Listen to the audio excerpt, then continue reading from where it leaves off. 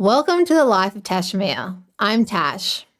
Today I've got one of my most recently trained pro doms, Fleur. We're going to have a really great chat about all things kink, the sex industry, relationships, ethical non-monogamy, and of course going to throw in some spirituality. Welcome, Fleur. Thanks for having me. Thanks. So give us a little background about yourself and just get viewers to know who Fleur is. Yes, so my name is either Mistress Fleur or Madame Driver, depending which one you get on the day. So as you mentioned, I'm a pro dom working out of Sydney, Australia. You can probably tell by my accent I am not Australian. I'm actually English and I have travelled extensively since my teens. And I'd say that I'm quite a creative person. I'm very passionate about all the things we're talking about today. I tried to approach my life with a lot of creativity and a lot of humour. I'd say you've now caught me at my tail end of my wild girl era, and I'm moving into definitely what I would like to think as my wise woman era. Nice. So I know that you used to work in sex work for a while. Can you give us a bit of how you got into it, what made you go into it? Absolutely. I'm now 31 years old and I started sex work at 19. So it's been a long time, long before you have the content creators and OnlyFans and all these kinds of platforms that have arisen and given people a different frame and lens on these things. So I joined industry when it was very much still kind of taboo, especially where I was living at the time. And what drew me to it, I was someone who was fascinated from a really young age with erotic fiction and film and things all to do with, I guess, the darker lens on life. I remember Memoirs of a Geisha being taken off me at 9 years old and being like, oh, I need to read this, and stealing it out of the library every chance I could. So I was definitely, drawn on that path from a really young age, and traveling, I actively sought out these kinds of experiences and people. And along the way, met lots of interesting women who eventually kind of became mentors. And I met my first madame at 19. I knew I wanted to work for women. So I can confidently say I've never worked for a man in the sex industry, which has been really nice. And I went straight into agency work and was courtesan trained by a European courtesan. And for listeners who don't know what that means, it's kind of a slightly different lens on sex work, whereby you're matched based on personality traits and who you might be and what the client might be interested in beyond just the activities that you're doing. So someone that might suit their life. What that meant for me was spending longer periods with times with clients as opposed to one-off bookings and sessions. And it did mean a lot of travel for me as well, which was really exciting. Well, it's really interesting to hear. One, I think a lot of people always assume if someone's in sex work, especially escorts, that it's not from an empowered lens. And I always say, look, there is a dark side of sex work, but a lot of people willingly pursue it and go into it and can have very positive experiences from that. Would you say that your experience with it was more from a positive lens? Absolutely. I can't look back. I was sort of analysing a lot of this. I have been analysing a lot of this over the last couple of years of my life, and I've had lots of change. And there's obviously been some parts that were maybe dark or strange, but I think that was probably to do with where I was at as a person as opposed to industry itself.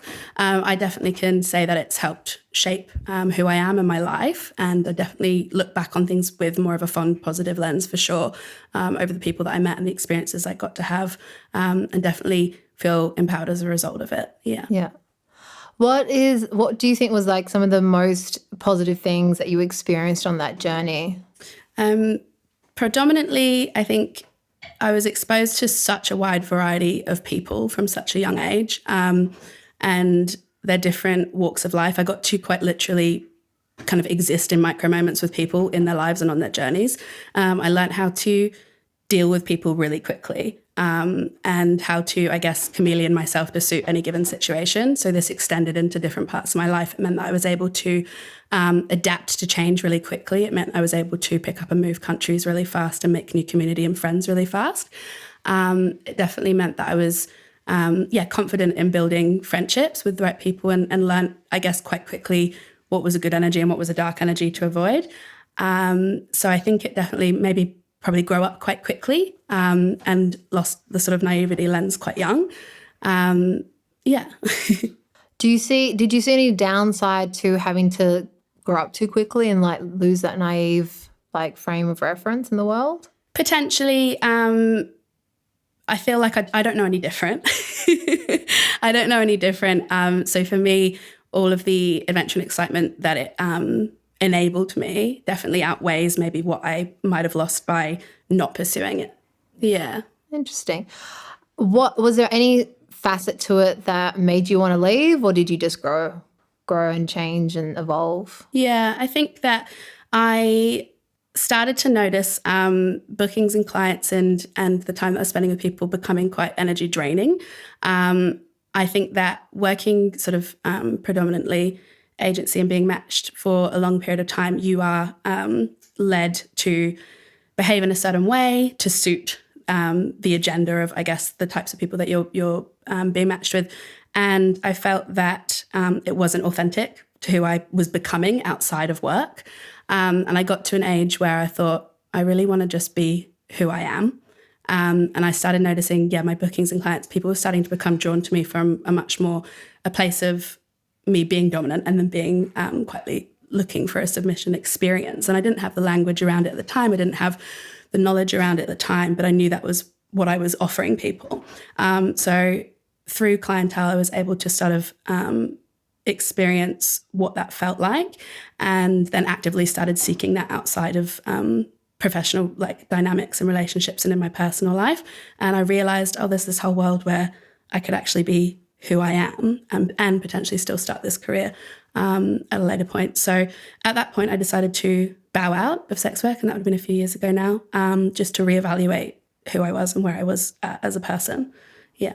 I think it really shows strength of character from yourself at such a young age, because as you said, that kind of interaction with someone, it is very energetically draining. And, especially, in the kink world, as we know, and we'll talk about a bit more, like that swap of energy and being able to protect your energy is a very important factor of it. Otherwise, you'll just end up completely drained. But it's something that I think you have to be a bit more older in life to really know how to do it well. So like a lot of DOMs especially are older. It's not really, I always say it's not really a young person's game. You don't really see I don't think a 21-year-old would be a successful DOM. It's just too difficult. You don't have the mental capability to do it. But it's interesting that you from such a young age were able to at least understand what was happening in regards to energy, and that it was probably quite difficult for you, and able to say I want to step into my own now. Yeah, absolutely. No, I completely concur. I would not have been in my early 20s. I would not have been ready for what I'm doing now at all. I kind of see it all, I guess, as learning and picking up lots of little bits of information along the way, and then being able to mix it up and reevaluate. And that's, I guess, where I'm at now.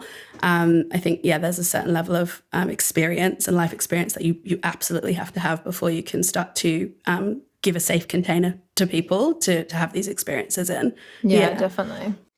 So how did you kind of transition into being kinky? I know you're also kinky in your personal life, and now you're going to step into the more pro side of it. But how did you kind of come about getting it in your personal life first? Yeah. So as mentioned, with clients, I started dipping toes into those things with clients, and I was invited to a few different kink events with clients at the time. As a sort of paid guest, if you like, assistance companion. So I got to look at it kind of voyeuristically from that lens for a little while without fully having to dip my toes in as myself. So that helped for sure. And then I realized that basically these were people that were really looking to just exist and be 100% themselves without any shame. And I thought, that sounds beautiful. I want some of that. I want to go and reevaluate who I am without work and figure out how I exist in these spaces and who do I want to be without any shame or stigma attached. So I started to seek out kind of parties wherever I was globally and play around and toy around a little bit with what does it feel like to play this role or this role, until I started to realize what I was really enjoying out of it.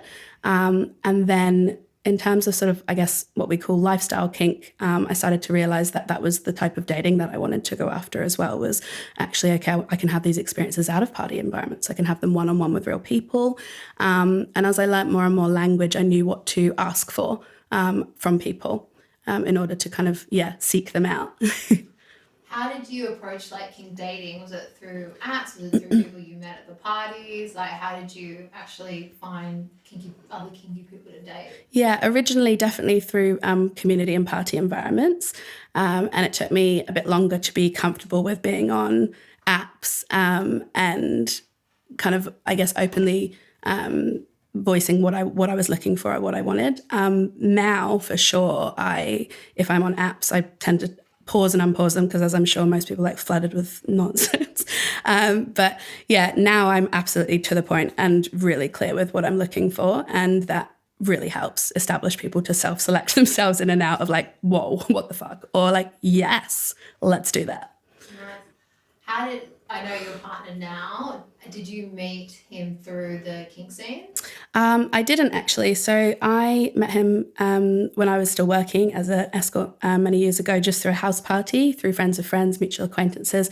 And what was really nice about that is that he met me knowing that about me. Yeah. So I didn't have to explain anything about that. And he, obviously, I noticed that he was kind of friends with people in that world, was very accepting, very open of all of those things. So I thought, oh, that's big tick, and just put that in the pocket, remember that later. At the time, we were definitely both in our party people phases, and it would have been a bit of a toxic match. So reached out again like a few years later when we were both in the same country at the same time, and started hanging out and realised that we had a lot of our kinks aligned. So didn't go seeking him because I knew he was kinky, but it just turned out that when we started hanging out, everything started to align. And I also recognised that he was someone that I think I'd always, prior to meeting my husband, I'd always made myself maybe more palatable or digestible for the men or the people in my life that I was dating. And I realised this was someone I just didn't need to do that with. Like, he could hold all that I was and wasn't in any way scared or fearful.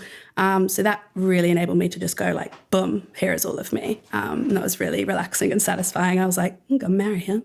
It's really nice when you do that. I kind of went through stages where I've always known that I've been like on the kinky side from like very early ages, explored it in my like early 20s, then ended up in some really monogamous relationships just because it was the presumption, even though kink, the way I got into those relationships were fucking kinky, but then after a while it's like, that's kind of quashed. And then when I came out of that, because I was exploring more about polyamory and a different way of living, when I started dating again, I would turn up on the first date and just, it's the first thing I would say is like, this is the way I live. It was almost like my therapist like, maybe you should like ease them into it. I'm like, no, because I'm not doing this again, because I've done this. I've met people that I've dated like in threesomes and stuff, and then 6 months later monogamy is assumed and I'm not doing it anymore, because then who I am authentically is quashed. Yeah. And I found out now that I'm not weird, that there is a different way to live, and I'm going to live that way. So yeah, it was kind of like, take it or leave it. Yeah. And like some people's reactions were like, run for the hills, which I respect, because I'm like, it's not for you. And then some people are like, oh my God, like dream situation. And then 3 months later, they're like, I can't handle this. Yeah. And then I realized, okay, I've got to find someone that's in this for them. That was a big learning for me. You can't make someone live this way. They can't do it for you. No. It's got to come from within them. So when I actually met my current husband, partner, never had another one. It was casual for quite a while, because I was in this phase, because I'd literally just finished seeing someone who had this situation where I probably rushed them a bit. I was like, here's a threesome, you've never had one before. Here's a hooker, you've never had one before, and they just like probably exploded. But I was like, okay, I'm just going to accept that like long-term relationships aren't for me. I'm just going to have these short-term things, and that's the way it is. And then I met my husband, who was already like kinky, open-minded, and just embraced me for me. Yeah. Like didn't expect me to pull anything back, even though he actually never had been in an E&M before. I think they're non-monogamous, for people who don't know, relationship before. He was open to everything. Yeah. And to try anything, and we talk about everything. And when you find a partner like strong enough to hold you, especially when you're a very strong human. Like we're both very strong personalities and strong humans, but Yeah. I need someone strong enough to hold that. Oh, yeah. They've got to be literally like a foundational platform that you can even And go I say higher. like your rock. Yeah. And that's what he is. He's like my rock. And there's not a lot of people that can do that. No. And it's explosive and quite scary when you meet someone that can. Because you're Yeah. like, wow, are you real? Like, Yeah. I was blown away so much. And I proposed to him, you know. I didn't even consider marriage as being even a factor in my life. I'm not a religious person, but I was like, this is someone I've got to like, yeah, this is going to be an amazing journey for us if I can, lock him down. No, I was the same. I was like anti-marriage my whole life. And then I'm like, yeah, I think I'd marry you. How did it come about that you guys got married? Like, and what's your view about what your marriage is? Yeah. So we went to Vegas and we did it in the desert and it was pretty wild and we loved it. We also put on a big festival. I'm from a really spiritual area in the UK and we put on a big festival for our friends and they got to all meet.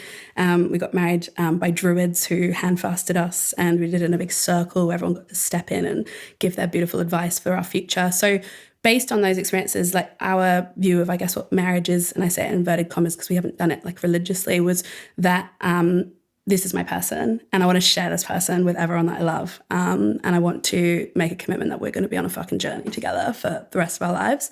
I often have like journaled about our relationship and I remember writing before we got married in Vegas that I don't know where this journey is going to go, but as long as we keep painting fire around the sun together, like I'm on it and I'm here for it. That's beautiful. Thanks.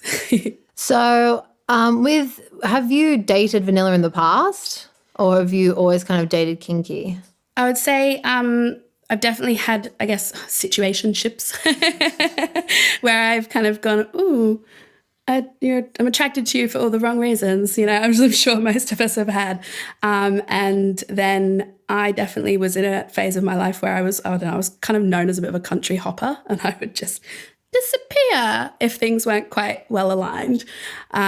So I wasn't actively dating vanilla, but I think when I kind of realized that I wasn't asking for the right things from someone, I was definitely avoidant or known to be avoidant at certain points in my life. Yeah. Nice.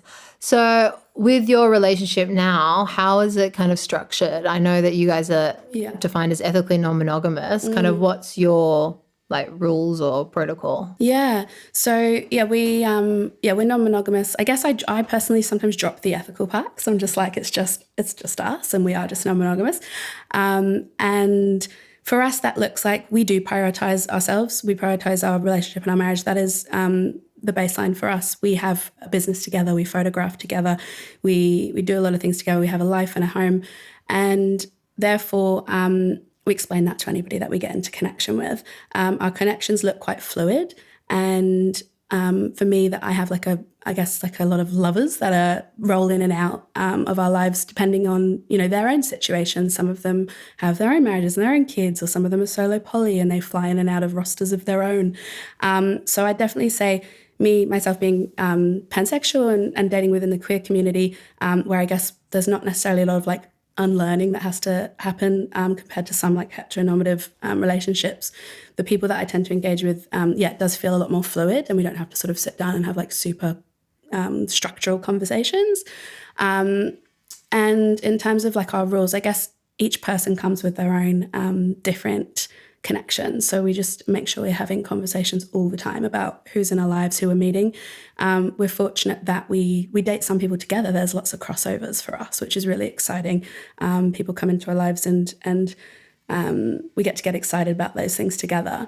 But then there's other things that I want to experience that my husband, it wouldn't suit him or he doesn't have any interest in. So it's nice for us to feel compulsive about going and finding those experiences separately, but also feeling completely confident that everything is 100% discussed and talked about in terms of where we're at and what we're wanting to experience. Yeah. You mentioned being pansexual. How did you kind of discover that side to yourself? How did you know about it? I think definitely through work. Again, like another kind of, I guess, positive from being in sex work. I got to experience like people of all different genders, sexual orientations and different dynamics. And I just realized that it was people that I was attracted to, and wanted to have intimate friendships with or intimate experiences with. And from having different relationships with different people, I just realized that, there wasn't one set, there just was never one set way that I was looking to define it. And actually for me, having that identifier for myself now, I feel so much more comfortable, because I always think I was trying to box myself into other things at certain points in my life that just didn't suit what I was truly, where I was truly at as a person. Interesting. So how do you kind of balance your everyday relationship with your husband and like your kink life? Yeah. We're fortunate in the sense that I'd say we are able to prioritize. We don't have children, for example, and we actually don't live in the country in which we were raised. So for us, we don't necessarily have some of the distractions that other people have most days. We prioritize it 100%. Like, we live and breathe in our kind of dark eros kink, if you like. And we're talking about it constantly most days. And we're in communication about different things that we want to experience, we want to explore. If we feel like we need a bit of a time out, like we just want to talk about other things today, then one of us will literally say that, hey, I'm at capacity, my brain is like exploding with all this stuff. Can we just have a little bit of a like silent time out and just have a bath together and like not talk about all the kinky stuff that we want to talk about? Kink overload. Yeah, kink overload. Was he, had he had experience with non-monogamy prior to this relationship? No, I think we've joked that he was probably a bit more of a serial dater before this relationship. And I think that this has definitely helped us both like platform that we are both sociable people, and that being able to date with this constant sense of like exploration, creativity, and like being able to talk about it with your best friend is now a really exciting way to be able to date, and it doesn't feel like you're holding back anymore. So I think this has really been a positive thing for both of us. And I guess like, it's I use that term a lot, a journey and also like a team. I think we're a team. I'm the same. We have my husband is my primary partner, so that always comes first, and we protect that always, and the team always comes first. But it's nice when you're in a team and on, like, as you said, a journey together, but you're able to do so much self-growth as well, and you've got someone kind of witnessing it, but you're not constrained, and that you two can both be like, I want to discover this part of myself, or I want to connect with this type of person, and you're still able to do that, but in such a safe vessel, I guess. Yeah. So you're not out there kind of just like winging it. It's kind of nice having like your like wing buddy next to you, and like you can just talk about everything. Absolutely. Having someone who's like so compulsive and just so excited for you to go and have these experiences is just, you can't wait to come home and tell them. And that just fills your heart with like so much joy. It's a really exciting thing. I can't imagine ever being in a, don't ask, don't tell situation. I think that would break my heart.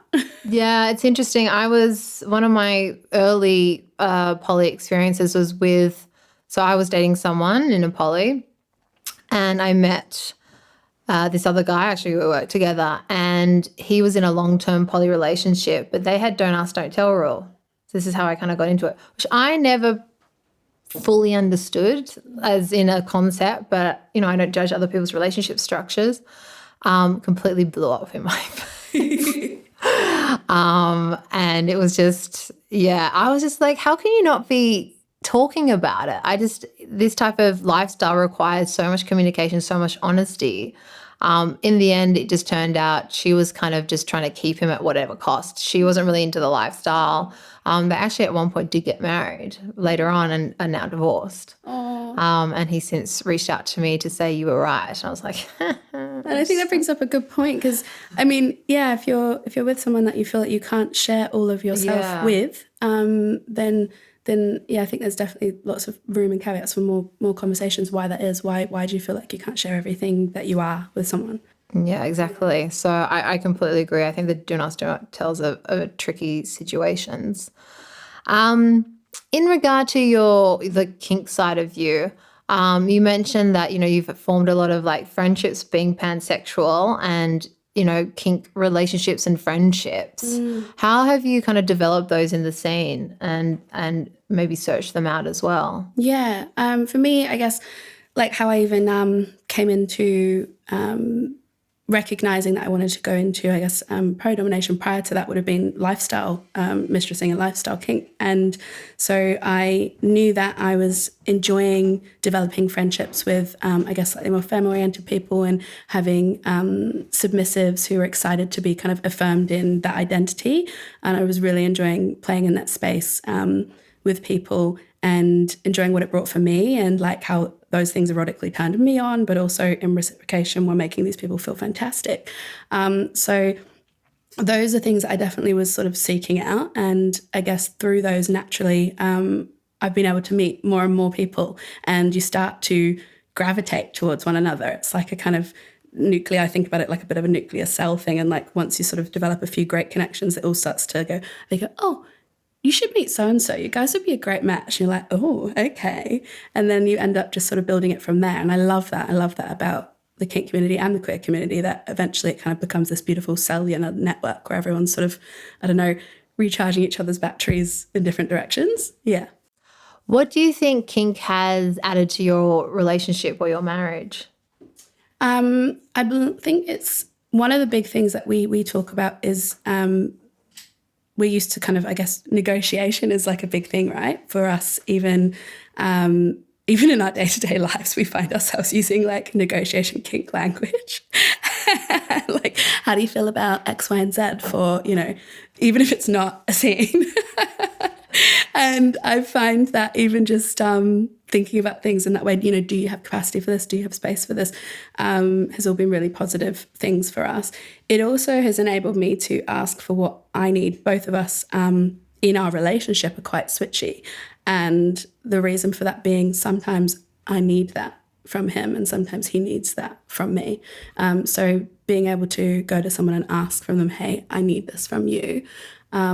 We operate something between ourselves called sacred spanking, for example. So we might say, hey, on Tuesday, do you think you'd have capacity to like take me on a sacred spanking journey? And that's often to move energy through each other's bodies. It's not a sexual thing. It's a, hey, I need you to focus on me and I need you to shift this stagnant thing that's going through me at the moment. And having a partner where we both know in exchange we're able to offer that to each other has been so valuable. Yeah.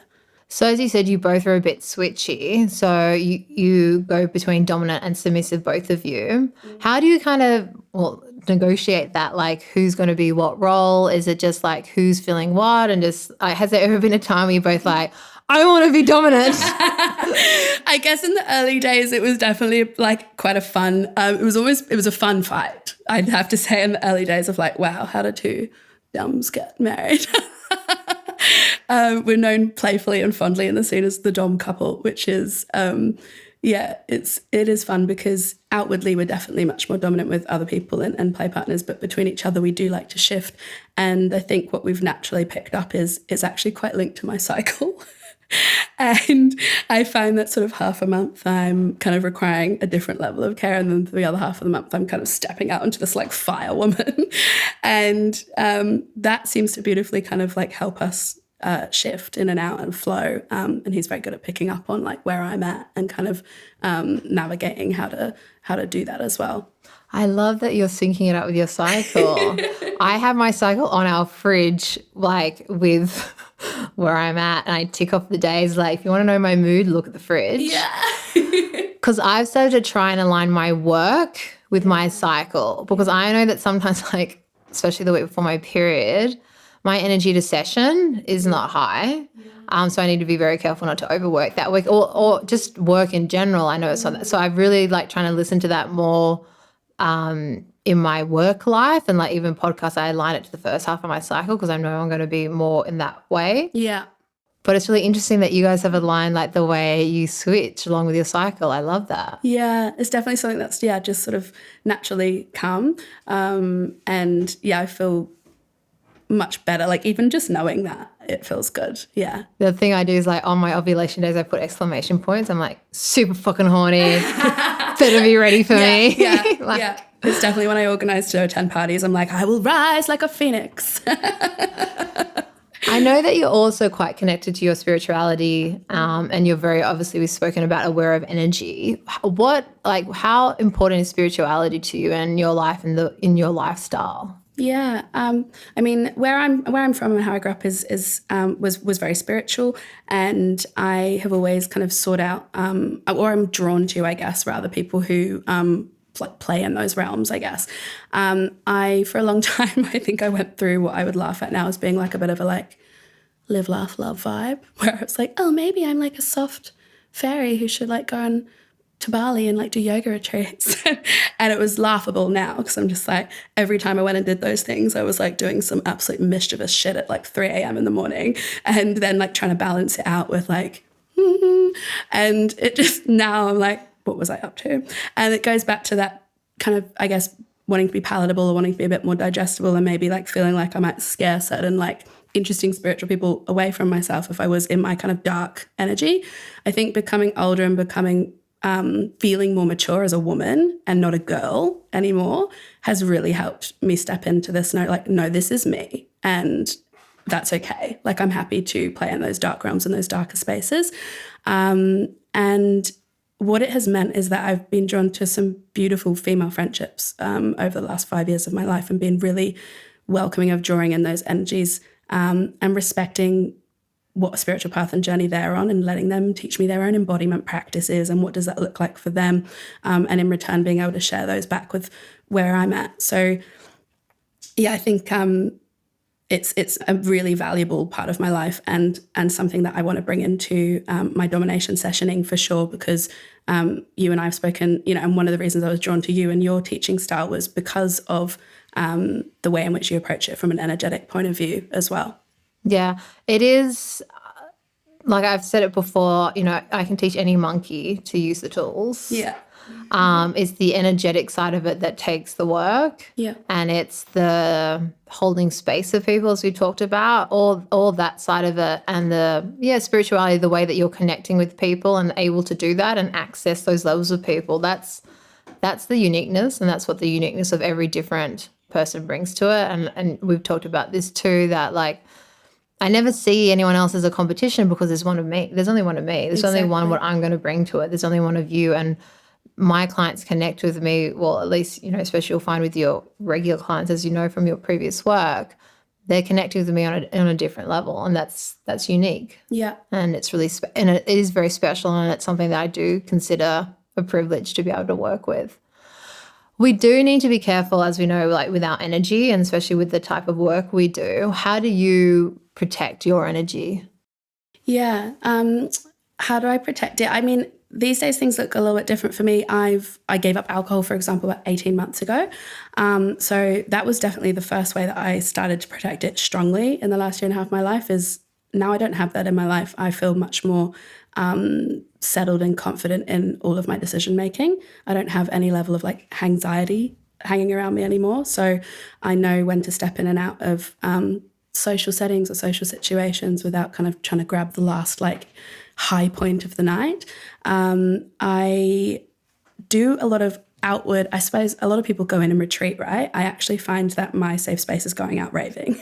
Like I go out and go completely nuts and dance all night until 5, 6 in the morning. That for me is like energetically just beautiful, because I don't have to engage with people. I can like move my body, listen to really heavy bass music. It moves through my body. It charges me up. And also energetically, I suppose, kind of moving in circles of people that I know are going to be reciprocative with me as well in terms of my energy, and not spending too much time in, I guess, sort of like relationships that feel succubus or draining. I'm definitely better at recognizing those these days. And I think that, removing alcohol is a big part of that. My like intuition and direction for that is huge. What led you to remove it in the first place? I think it was, I woke up one day and I was like, I'm done. I am just done. It's gone. I don't need to do this anymore. There was no rock bottom. There was no like, I'm lying. Like I've definitely had what I guess would be other people's rock bottoms. I didn't recognize them as those at the time.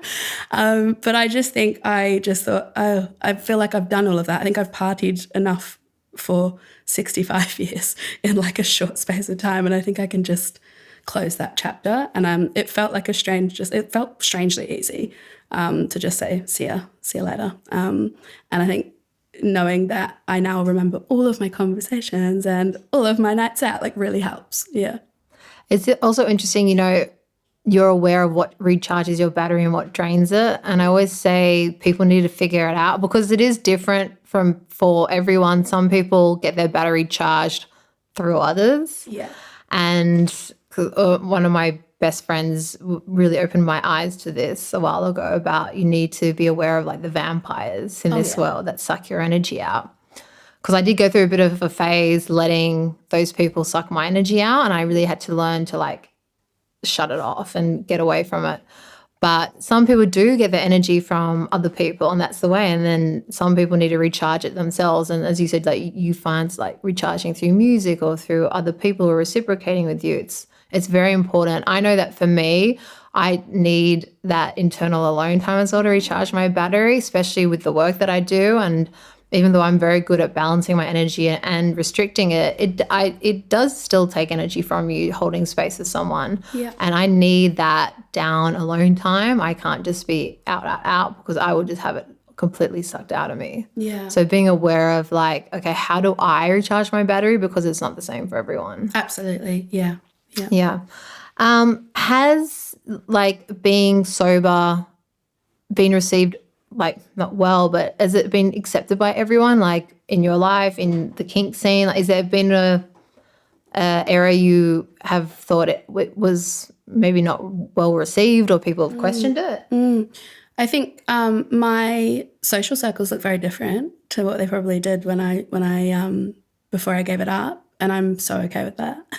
It just naturally people just drift away, and you just know that they probably weren't the right people in your to be in your immediate circle, and that's fine. I wish everybody well always, and I know vice versa. But I think we're all just on slightly different paths now, and that's great. And in the kink scene specifically, for me personally, it helps so much because I'm so in touch with my own body and what I want in that moment. And it's nice to know that most people, I would say, come at that from the same place. They want to feel it. They want to be like, they want to live it. They want to really be in it. And that's so different to sex work and escorting and the clients that I got in that space where it was about chasing a high and an excitement for a lot of them. And I think, the experiences that we all experience within the kink community definitely is about like being present and being in that moment.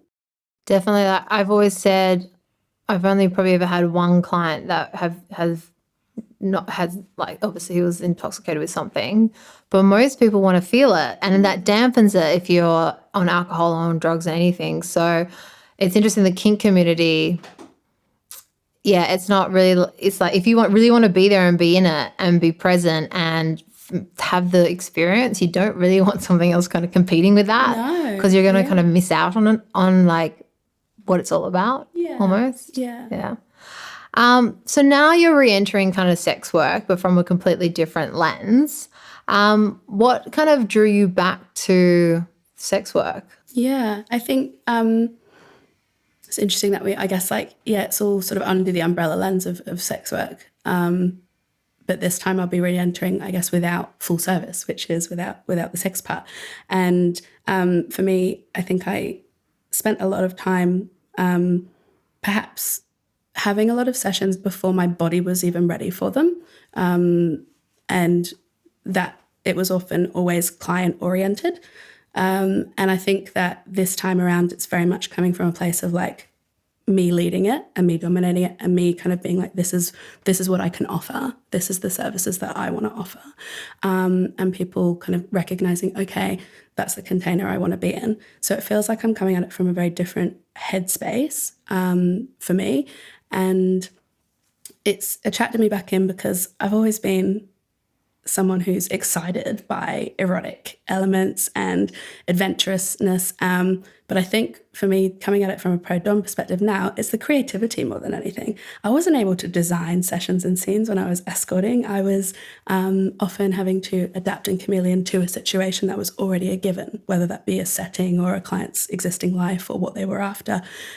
This time around, I get to really play in that theatrical like space and design things end to end. And that's so exciting for me coming at it as someone who does photography and creative directing. Like, to be able to design that is so fulfilling. Yeah. And to be able to give people that experience is so fulfilling. How did you have to have like a particular conversation with your husband? Like, hey, I want to he obviously met you as an escort. So, I mean, did he have any qualms when you worked in the sex industry before, or has it changed this time, or?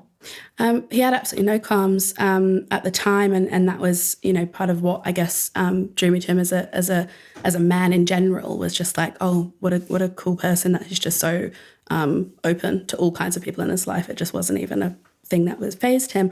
And because we've been on this kink journey together, and I've been dating kind of lifestyle mistressing for a while, I think it felt like a natural evolution and organic process. And if anything, I think he's been one of the primary reasons I feel in a really good headspace to be able to do this as well. He's the one that's helped, you know, set up my studio for me, and the one that's helped do my photographs and all these beautiful things. It's actually become this collaborative experience together that I really value between us as a partnership. Well, it's nice when you can share it with him and have someone that's so supportive. I think you kind of forget that there's people maybe not so supportive, because when my partner started dating me, there were some people that are like, what does she do? Like, and he was always just so cool with it and so supportive with it. And because I've surrounded my people who are similar, you know, I say like sometimes you're in your bubble, you know? Yeah. And you forget what the outside world is like. And then you're like, oh, yeah, some people do have opinions about it. Yeah, you do. And you forget. And I forget all the time. Like, we had neighbors, like, were like, oh, can we, like, they were doing sort of neighbor hopping in our building and things for drinks. And I was like, babe, they can't come in here. Like, you forget, because I'm in my bubble. We've got, you know, kink and BDSM photography all over the walls, and there's like things hanging from ceilings, and St. Andrew's Cross just casually under the stairs. And like, these are people just like living their lives. Like, these, like, you can't just be like, come on in to our chambers. Like, so we're like, oh, we'll politely decline from the neighborhood drinks. Thank you very much. We will come to your house. I'll be on my cross. Yeah. How do you think that you're going to kind of keep the line between pro-dom and lifestyle? Yeah, I think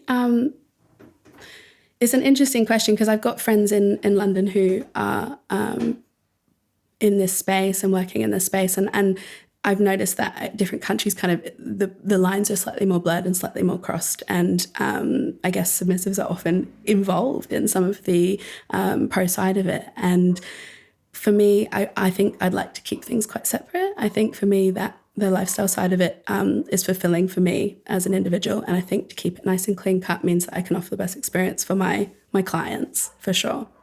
So does that look like, you know, clients stay clients and then lifestyle stuff? So that's kind of how you'll divide it. Yeah, I reckon that's what I believe at the moment. Yeah. So what was most surprising to you about the differences or the similarities between being pro-dom and escort? I think most surprising, definitely the way in which I will approach my business and how I set things up, and how I approach my practice. I literally talk about it as a practice now, and something that I will approach sessions with that mindset. I think when I was escorting, it was very much felt like it was kind of, it actually dominated my life. Like, it became my life. That was my life. And I think at one point I wasn't even sure who was my working name and who was myself at that point in time. I think now I feel very calm and confident in who I am as a person. So I think, yeah, one of the most surprising factors is feeling so confident that I'm going to run my business in an authentic way to me, and not a way that's oriented more towards clients. Last and final question. What are the best things that being kinky has brought to your life? Oh, the best things. Every day is a fucking adventure. Every day is an adventure. It is enabled me to be, creative, excited, passionate, meet wonderful people. It means that I don't have to hide and I don't have to play in the shadows, and it's something I can just acknowledge, this is me. And I don't know what the next, 30, 40 years of my life look like, but I think they're going to be pretty exciting. Love it. Thank you for coming and being on the podcast today. You are honestly such a genuine, beautiful soul. It's been such a privilege to get to know you and also train you and see you flourish in this next chapter of your life. I'm so excited. Thank you, Tash. Thank you for training me and thank you for having me. And as always, stay kinky.